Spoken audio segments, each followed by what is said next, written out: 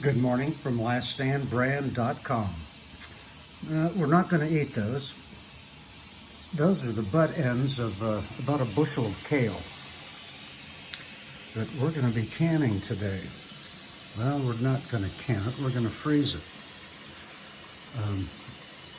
The trash can is filled with the stems that are a little too stringy and don't blanch quite as well as the leaves. They also drip a lot when you prepare them. So all the leaves have been budded.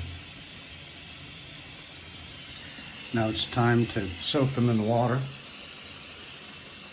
then blanch them, cool them, freeze them, or flash freeze them, and then put them in a cryovac machine so we can get all the oxygen out.